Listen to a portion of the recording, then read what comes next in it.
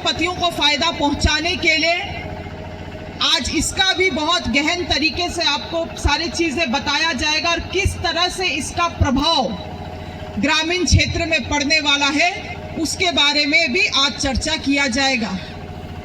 और तीसरा और जो सबसे अहम चीज है जिसके लिए खुद स्वयं राहुल जी कलकत्ता से आज सुबह ही यहाँ पे पहुंचे हैं। सुबह हमको लगता है आप 4 बजे वहां से प्रस्थान किए होंगे सुबह, और विशेष रूप से इस कार्यक्रम के लिए आए हैं। और मास्टर ट्रेनर के रूप में सुभाष नाग जी भी पहुंचे हैं रांची से SIR के बारे में चर्चा करने के लिए। 3 रूप से यह कार्यक्रम बहुत अहम है। पहला मनरेगा, पैसा और फिर SIR। इसीलिए हम चाहेंगे कि बहुत धैर्यपूर्वक आप लोग इस कार्यक्रम को सुने, जानकारी ले, ताकि हम लोग गांव घरों में जाके इन चीजों को सही तरीके से लोगों को हम लोग प्रचार प्रसार कर सके। हम कुछ देर मनरेगा में और पैसा कानून में बोलना चाहेंगे, उसके बाद राहुल जी आगे का SIR का कार्यक्रम को आगे बढ़ाएंगे। देखिए, पहली बात, पैसा कानून 1996,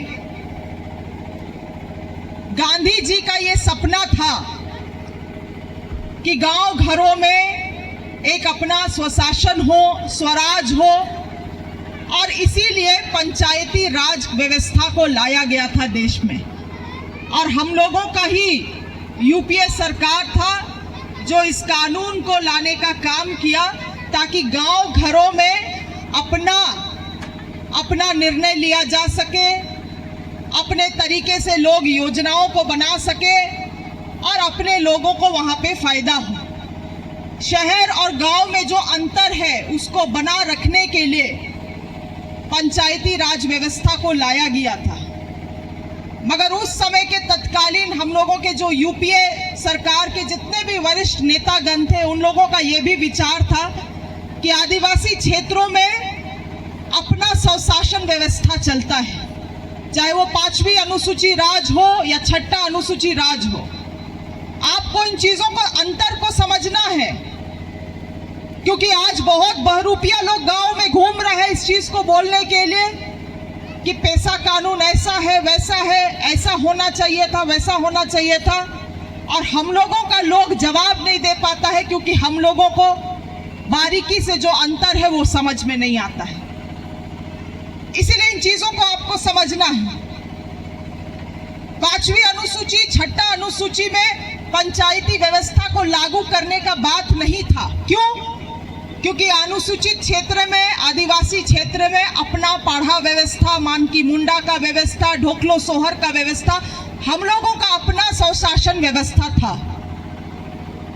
और इसीलिए 1996 में पैसा कानून बनाया गया ताकि आदिवासी क्षेत्रों को जो संरक्षण दिया गया है, आदिवासी क्षेत्र में जो रहने वाले आदिवासी और मूलवासी हैं, जो संरक्षण उनको दिया गया है, उनका संरक्षण किया जा सके इस कानून के द्वारा।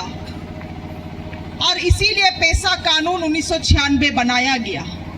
आज बहुत लोग घूम घूम के फैली करता है कि पैसा कानून केवल एक विशेष धर्म का है। इस सब चीजों को भी लोग फैली कर रहे हैं। बहुत सारे लोगों को दिग्भ्रमित किया जा रहा है। ये कभी धर्म का कानून था ही नहीं। पैसा कानून केवल और केवल आदिवासी लोगों को और आदिवासियों के साथ जो उस क्षेत्र में मूलवासी बसते हैं उनको संरक्षण देने के लिए था, 5वीं और 6वीं अनुसूची क्षेत्रों में। मगर बताइए, हम लोगों का राज बना झारखंड राज 2000 ईस्वी में। उंगली में आप गिनिएगा तो 18 साल बीजेपी का शासन हुआ, मगर कभी भी ये प्रयास नहीं किया गया कि इस कानून का नियमावली बना के लागू किया जाए। जबकि क्या किया गया, वही पंचायती राज व्यवस्था में इन सभी जगहों में चुनाव करते हुए बोल दिया गया कि आपका मुखिया तो आदिवासी बन रहा है ना, तो आप खुश रहिए। कानून वहां तक सीमित नहीं था। कानून बात करता है सभा को ताकत देने के लिए आज 10 राज्य हैं जहां पे पेशा कानून लागू है, मगर 10 राज्यों में से सबसे बेहतर अगर आप कानून देखिएगा तो झारखंड राज्य ने बनाया है, हमारा सरकार ने बनाया है। ये संभव इसीलिए हो पाया क्योंकि हम लोगों का ये यूपीए सरकार का कानून था और झारखंड में जो हमारा कांग्रेस पार्टी का सरकार है, जेएमएम के सहयोग के साथ हम लोग इस चीज को लागू कर पाए। और बहुत लोग बोलता है कि क्या है इसमें, क्या नहीं है, बहुत लोग घूम घूम के प्रचार कर रहा है। पहली बात तो आपको समझना है कि इसमें कोई भी राज्य में जहां पे अनुसूचित क्षेत्र राज्य है, कोई भी राज्य में पेशा कानून के तहत पारंपरिक ग्राम सभा को ताकत नहीं दिया गया है। नियमावली में अन्य राज्यों में कहा जाता है केवल ग्राम सभा को ताकत है। झारखंड पहला राज्य है जहां पे पारंपरिक ग्राम सभा को सारा ताकत दिया गया है और उस नियमावली में वर्णित है पारंपरिक ग्राम सभा। इसका बहुत मायने है, बहुत ताकत है। आज इस पारंपरिक ग्राम सभा में चाहे वो पाढ़ा राजा हो, ढोकलो सोहर हो, मानकी मुंडा हो, उन लोगों को पहचान दिया गया है, उनके अस्तित्व को पहचान दिया गया है। ये आपका कोई मामूली ग्राम सभा नहीं है।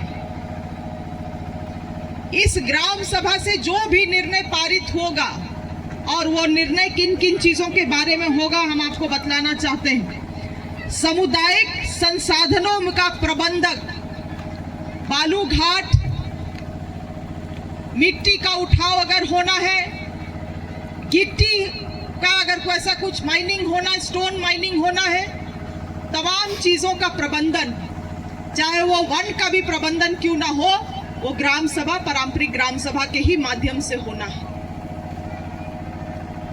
विकास के योजनाओं की स्वीकृति, गांव में डैम बनना चाहिए, नहीं बनना चाहिए, गांव में खनन होना चाहिए, नहीं होना चाहिए, कोई भी योजना, रोड का योजना, चेक डैम का योजना, किसी भी तरीके का पुल पुलिया, जो भी योजना का स्वीकृति उस पारंपरिक ग्राम सभा से आपको कराना अनिवार्य है।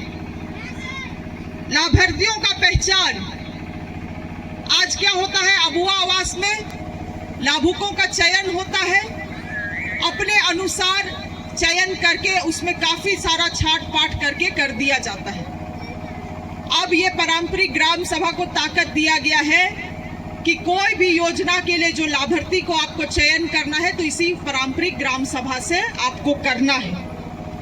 भूमि अधिग्रहण, बहुत लोगों का अन्य राज्य में आप नियमावली को पढ़िएगा तो उसमें है कि आपको परामर्श लेना है, ग्राम सभा से परामर्श लेना है। झारखंड राज्य पहला राज्य है जिसमें हम लोग परामर्श शब्द का उपयोग नहीं किए, हम लोग सहमति का उपयोग किए हैं।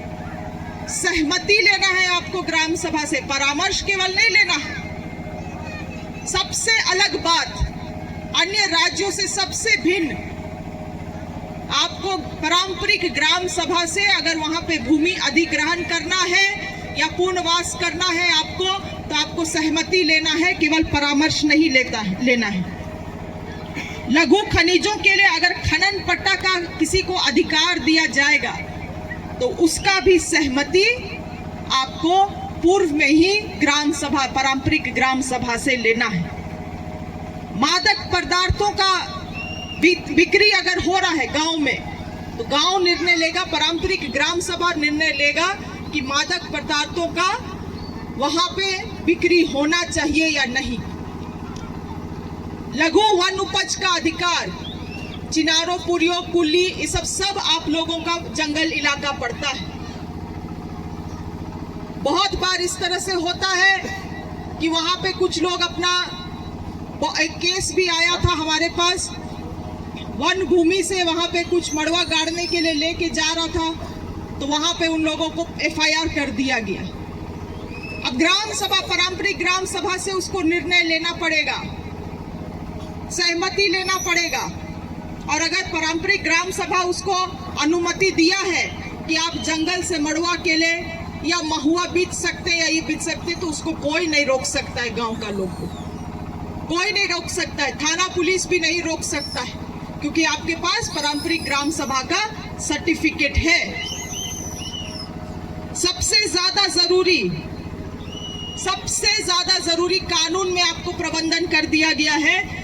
आदिवासियों का अगर जमीन को गलत तरीके से हेरा फेरी किया गया है, गलत तरीके से खरीद बिक्री या हस्तांतरित किया गया है, तो पारंपरिक ग्राम सभा को ये ताकत दिया गया है झारखंड में आज का दिन में कि आप उस जमीन को वापस कर सकते हैं। इसके बारे में आपको कोई नहीं बताएगा, इसके बारे में कोई नहीं बताएगा। केवल आपको घूम घूम के गलत तरीके से पेशा कानून का प्रचार किया जा रहा है। किन ताकतों के द्वारा? वही ताकत जो 18 साल जिनके पास सरकार सत्ता था तो कभी लागू करने का इनके पास हिम्मत और ताकत नहीं हुआ। आज कांग्रेस पार्टी अपना पुरखा पूर्वज का जब सपना को पूरा किया इस राज्य में, तो बहुत लोगों का पेट में दर्द होने लगा, और यही कारण है कि इसका गलत प्रचार किया जा रहा है। यहाँ पे आपको आदिवासी जमीन का जो अवैध रूप से हस्तांतरित भूमि है उसको बहाल करने का ताकत पारंपरिक ग्राम सभा को दे दिया गया है। इतना बड़ा ताकत है ये, और इस ताकत को हम और आपको समझना है। गांव का लोग कितना सीधा साधा है, हम लोगों का पारंपरिक ग्राम सभा का क्या स्थिति है, इसको हम और आप जानते हैं। मगर हम और आप इस जिम्मेवारी को अपने कंधों पे नहीं लेंगे तो आज मर्डर रोकने के लिए भी कानून है, हत्या भी करता है तो कानून है कि उसको जेल होगा, फांसी होगा। मगर आज भी ऐसा जो कानून का समझ नहीं है, ऐसा भी लोग हैं जो हत्या हुआ है मगर छूट गया। इसीलिए कानून का समझ होना बहुत जरूरी है, और इन चीजों को आपको जाके ग्राम सभा में, पारंपरिक ग्राम सभा में बताना होगा। और जो हम लोगों का पारंपरिक ग्राम सभा जो कमजोर हो रहा है उसको आपको दोबारा से मजबूत करने में कांग्रेस पार्टी के एक एक कार्यकर्ता को अहम भूमिका निभाना होगा। उसके बाद नियम 26 ये भी कहता है, जो पेशा नियमावली का कानून बना है, नियमावली बना है झारखंड में, नियम 26 कहता है बहुत सारा सामाजिक क्षेत्र में एनजीओ सब काम करता है। आप लोग भी देखते होंगे, आपका गांव घर में बहुत एनजीओ लोग आंगनबाड़ी चला रहा है। बहुत एनजीओ लोग, अभी हमको एक ठो आया एनजीओ, बोला यहाँ पे घुस रहे, बोलता मैडम रिबन काट दीजिए, रिबन काट दीजिए। हम बोले भाई तुम यहाँ पे लगाए हो इस तरह का जिम, इसके बारे में तो हमसे कभी बात नहीं हुआ है, वीडियो को भी खबर है नहीं है, किसी को पता नहीं। आज आके आप यहाँ पे गाड़ दिए 4-5 गो झूला, आप तो खर्च दिखा दीजिएगा कि हम 2 लाख 5 लाख रुपया का इटकी में जिम लगाए, आप कितना का लगाए भगवान जाने। हमसे आप रिबन कटवा के उसको आप उचित बताना चाह रहे हैं। तो बहुत सारा इस तरह का एनजीओ संस्था काम करता है गांव घरों में। उसका निगरानी कौन कर रहा है? सरकार कर रहा है? नहीं। कौन गांव में कौन संस्था घुस के काम कर रहा है? दूरबीन लेके सरकार तो बैठा नहीं है उन चीजों को देखने के लिए। उसका भी नियंत्रण का ताकत नियम 26 के अंतर्गत आप लोगों को पारंपरिक ग्राम सभा को दिया गया है। पारंपरिक ग्राम सभा से निर्णय लेना था कि यहाँ पे जिम लगाना चाहिए कि नहीं। पारंपरिक ग्राम सभा से आपको निर्णय लेना है कि वो गांव में आंगनबाड़ी हम चला सकते हैं कि नहीं। ग्राम सभा को अपने किन चीजों के चलते आपका संस्कृति में, आपका भाषा में, आपका गांव का तौर तरीका में अगर परिवर्तन आ सकता है तो आप मत करिए उन चीजों को। मगर आपको लगता है कि अगर किसी संस्था का यहाँ काम करने से शिक्षा का व्यवस्था में बेहतर होगा, हाँ हमारे गांव के बच्चों को फायदा होगा, तो वो ग्राम सभा निर्णय लेगा। तो वो ताकत भी आपको दे दिया गया है। योजनाओं की स्वीकृति, नियम 27 कहता है योजनाओं की स्वीकृति और उपयोगिता प्रमाण पत्र भी पारंपरिक ग्राम सभा से लेना है।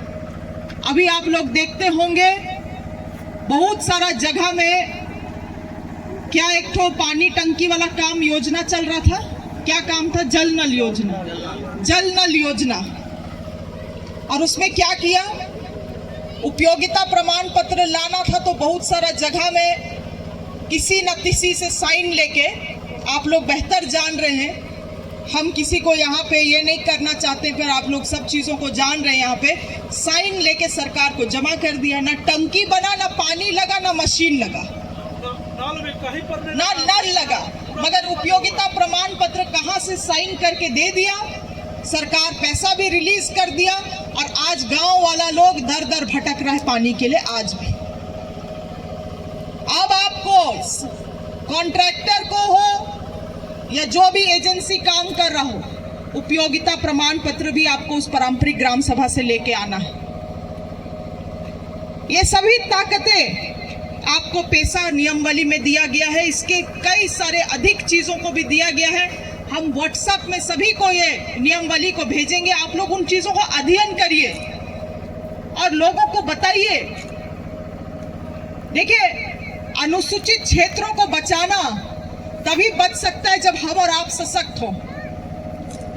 हमें संविधान में क्या ताकत दिया गया है उसको हम लोग पहचाने, नहीं तो आप अनुसूचित क्षेत्रों को कभी नहीं बचा पाइएगा। और इस बात को हम हमेशा बोलते हैं कि आदिवासी अनुसूचित क्षेत्र में बचेगा तभी मूल निवासी बचेगा। आपको ये नहीं सोचना है कि अनुसूचित क्षेत्र तो आदिवासियों के संरक्षण के लिए बचाया गया तो आदिवासी का केवल जिम्मा है वो बचाए, हमको क्या मतलब है। आज पारंपरिक ग्राम सभा है तो उस ग्राम सभा का जो अंग है वो सभी धर्म और जात के लोग हैं। ताकत उस व्यवस्था को दिया गया है क्योंकि वो व्यवस्था पुरखा पूर्वज के समय से चला आ रहा है, मगर आज उस व्यवस्था के कारण आप ये तो नहीं बोल सकते हैं कि राहुल जी आप मूल निवासी हैं, आप उसमें आप नहीं आ सकते हैं, या आप नहीं आ सकते हैं। उरांव लोगों का है तो आप मुंडा जी आप नहीं आ सकते हैं। आप सोमा भाई मुंडा जी भी ऐसे जगह से आते होंगे जहाँ पे शायद उरांव बहुल हो और वहाँ पे आप लोगों का पारंपरिक व्यवस्था पाढ़ा राजाओं का हो, मगर आप उसका अंग तो हैं। इसीलिए ये जिम्मेवारी ऐसा नहीं सोचना है कि केवल आदिवासियों का है। आदिवासी तभी बचेगा जब मूल निवासी और आदिवासी साथ में रहेंगे। और इसीलिए इन कानूनों को, इन ताकतों को हमें समझना है। बहुत 1800 ईस्वी में अंग्रेजों ने भी इस बात को समझा था कि आदिवासियों का रहन सहन, तौर तरीका, स्वशासन अलग है। अनुसूचित जिला का अधिनियम 1840 ईस्वी में ही बनाया गया था, ये कोई नया चीज नहीं है। और जो गवर्नर था, गवर्नर को सारा शासन का ताकत अनुसूचित क्षेत्र में गवर्नर राज्यपाल को दिया गया था। आज भी राज्यपाल को अनुसूचित क्षेत्र के लिए बहुत सारा जिम्मेवारी है। सारा रिपोर्ट बना के हर साल अनुसूचित क्षेत्र का राष्ट्रपति को देना है। गलत तरीके से आदिवासी जमीन अगर लूटपाट हो रहा है तो उसमें भी हस्तक्षेप राज्यपाल को करना है। मगर आजकल का राज्यपाल क्या कर रहे हैं, क्या नहीं कर रहे हैं, आप खुद ही जान रहे हैं। काफी संवैधानिक पद में बैठे हुए हैं, मगर आकलन खुद ही करिए। तो जिसको बाप बना के भेजा गया है वो अपना अगर पिताजी का जिम्मेवारी, बाप का जिम्मेवारी अगर पूरा नहीं कर रहा है और हम और आप भी अपना कानून को नहीं समझेंगे तो कौन हम लोगों का हित में और भलाई में काम करेगा? संभव है? इसीलिए इन नियमावली का एक एक पुर्जा जो आपको हम आज यहाँ पे बताए हैं, इसको कृपया करके आप लोग गांव घरों में प्रचार प्रसार करने का कोशिश करें और प्रयास करिए कि जो पारंपरिक ग्राम सभा हम लोगों का जो एक तरीके से धूमिल हो गया है उसको हम लोग दोबारा से सशक्त करने का काम इस नियमावली के द्वारा करें। आज आप लोगों को मालूम है जो 5 केजी चावल आपको मिलता है वो भी कानून यूपीए सरकार के बनाया गया है। अब 5 केजी चावल सबको देना है, कानून है। अगर नहीं मिलेगा तो आप कोर्ट भी जा सकते हैं। आपको मालूम है ये कोई योजना नहीं है कि 5 केजी चावल मिल रहा है, योजना नहीं है। यूपीए सरकार इसको कानून के रूप में बनाया। आज अगर गांव वाला को 5 केजी चावल नहीं मिलता है तो इसको रिपोर्ट भी किया जा सकता है, मगर पूरा व्यवस्था को ये लोग खत्म कर दिया है। आज तो आप आरटीआई भी करने जाइएगा, कोई सूचना भी मांगने जाइएगा तो आपको सूचना तक नहीं मिलता है। आरटीआई का भी जो अधिकार था वो भी यूपीए सरकार ही बनाया था। तो आपको समझना है इन चीजों को, और इसी कड़ी में जोड़ते हुए हम आपको मनरेगा के बारे में बतलाना चाहते हैं। इसी तरह से 2000